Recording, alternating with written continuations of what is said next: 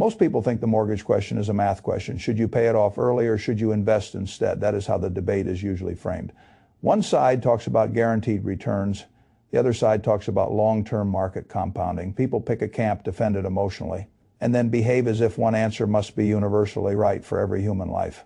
I have never trusted decisions that simple.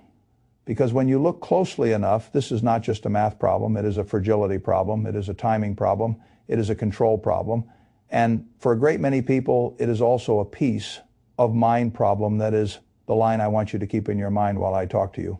The mortgage decision is not mainly about interest rates, it is about what makes your life stronger from where you stand right now. That is the mother line for this whole story, stronger, not just richer on a spreadsheet, stronger, because two people can face the exact same mortgage rate and arrive at different correct answers depending on their age, tax situation, portfolio size, cash reserves, emotional tolerance for volatility, and how close they are to the phase of life where a fixed monthly obligation stops feeling like a detail and starts feeling like pressure. That is why I dislike the lazy answer, always invest.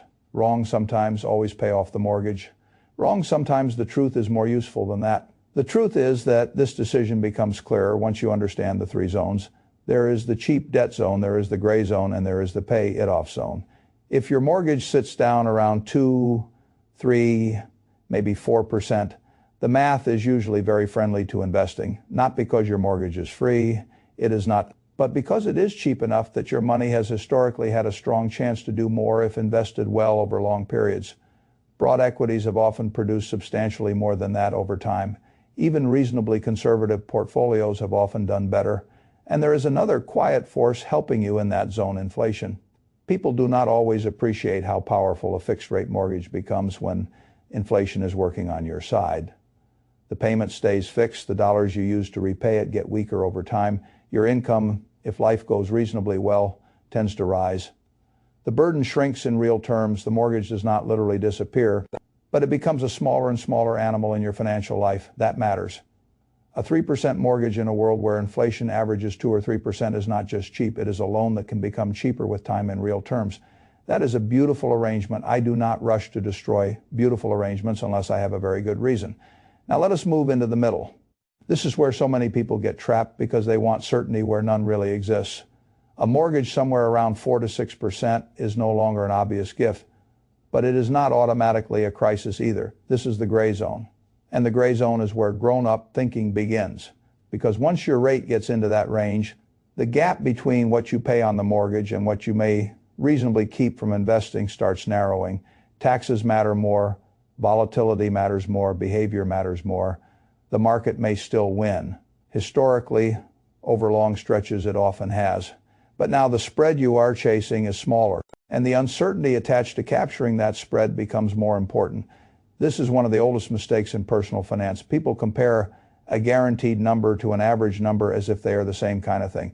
They are not. A 6% mortgage payoff is a guaranteed 6% improvement in your balance sheet. A 6% market return is a story told across time. It might arrive unevenly, it might arrive late, it might be negative when you need it most, it might be strong when you need it least. One is certainty, the other is exposure. That distinction should not be hidden. Now let us go one step higher. Once your mortgage is 6% or above, the case for paying it down becomes much stronger. Not because the market suddenly stops working, because the guaranteed return gets harder to dismiss. A 6.5% mortgage is not some cute little liability anymore. Every extra dollar that kills that balance is earning you something very real and very reliable. You are removing a compounding cost from your life. You are improving your resilience. You are lowering future fixed expenses. And if you are anywhere near retirement, that starts to matter more than people like admitting. This is where the whole conversation shifts. Earlier in life, the question is often, how do I maximize growth?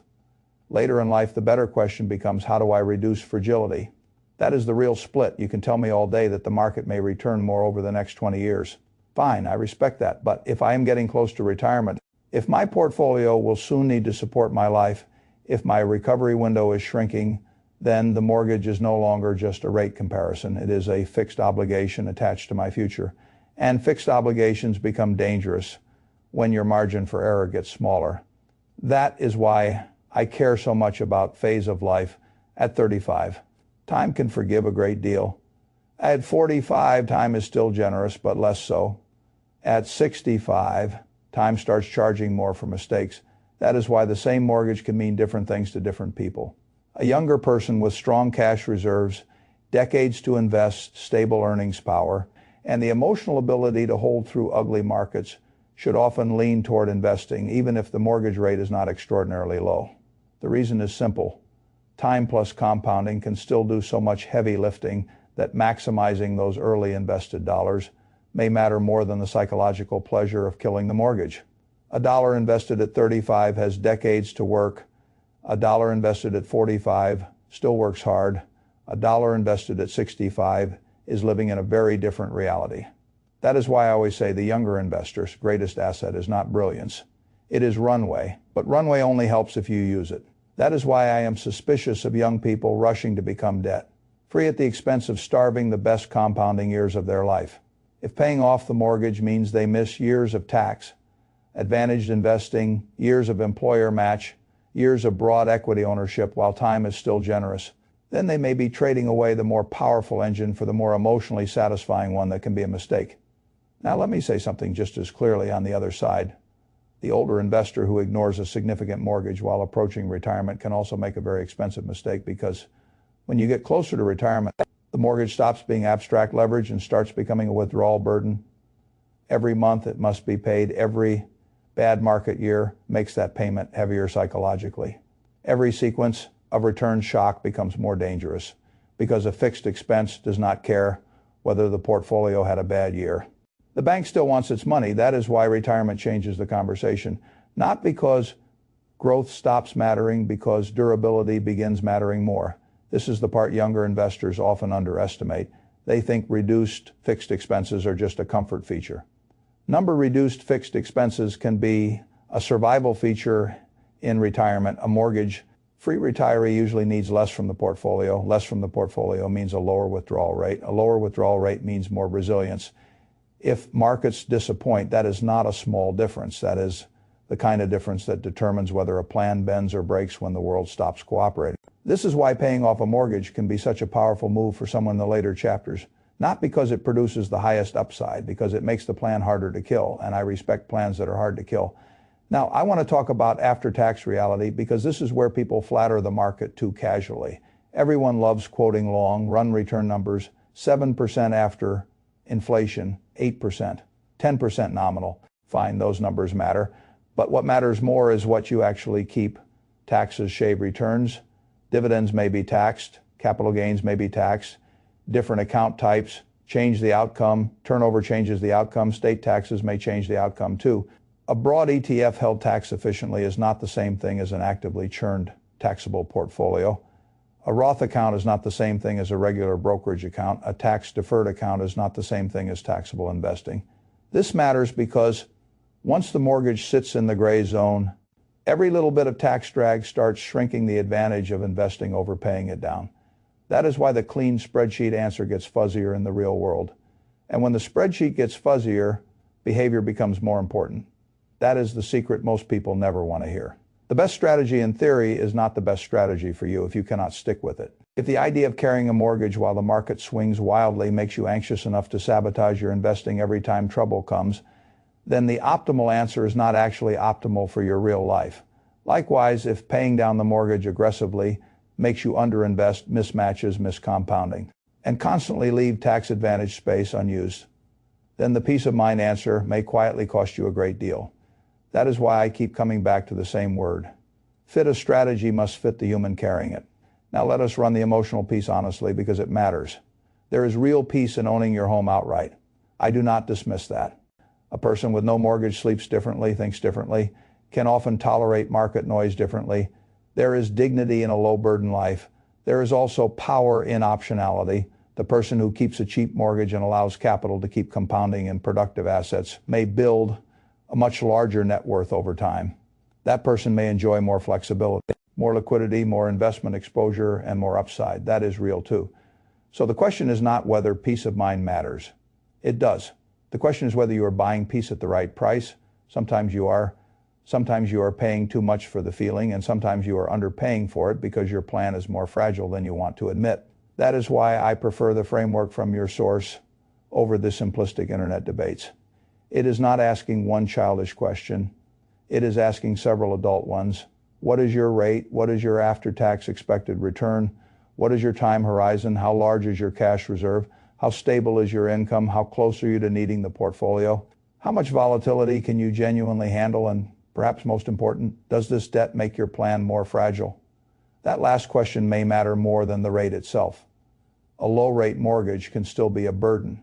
If your life is entering a phase where fixed expenses are dangerous, a moderate-rate mortgage can still be fine if your balance sheet is strong and your runway is long. This is what I mean when I say that debt is not just a number. It is a relationship between your cash flow and uncertainty. Now let me tell you the strategy I respect most in the gray zone. The hybrid people hate hybrid answers because they are not clean enough for arguments. I like them precisely because life is not clean enough for arguments. A hybrid strategy reduces regret. It lets you keep investing, protect compounding, and still attack the mortgage enough to improve future resilience. That is a very intelligent compromise. A younger person might push 80% of excess cash toward investing and 20% toward extra principal. A midlife person with a heavier mortgage and shorter runway might move closer to 60-40ths or even 50-50ths. That is not indecision, that is calibration. And calibration often beats ideological purity. This is especially true when rates are higher but time is still meaningful. A person in their 30s with a 6.5% mortgage should not automatically abandon investing. That could be foolish, but neither should that person act as though the mortgage is irrelevant. It is not irrelevant. It is just not necessarily the first thing that deserves every extra dollar. Again, fit matters, and if you are going to pay extra, paying extra early matters. Most extra principal early in a mortgage can save enormous amounts of interest and cut years off the loan. That is very real. But those same early dollars, if invested, may compound into much larger sums over a long enough horizon. That is the tension: guaranteed savings versus variable wealth. That is why I refuse one size fits all answers. If I were 35 with a solid reserve, long runway, tax-advantaged room still available, and emotional tolerance for volatility, I would usually lean toward investing first and prepaying second. If I were 45, I would become more balanced. If I were near or in retirement with a substantial mortgage still outstanding, I would care a lot more about killing fixed expense and protecting the plan. That is how adults should think, not with slogans, with sequence. So if I were reducing this whole subject to one Buffett-style truth, it would sound like this. The right answer is not whether paying off your mortgage or investing is mathematically superior in the abstract. The right answer is whether, at your rate and in your phase of life, the mortgage is cheap enough to leave in place while your capital compounds elsewhere, or dangerous enough that removing it makes your whole life more durable. That is the real question. Not what's the highest return, what makes the plan stronger. Once you ask that question, the decision gets much clearer. Cheap debt plus long runway often points toward investing. Higher debt plus shorter runway often points toward paying it down. And the gray zone belongs to thoughtful hybrids.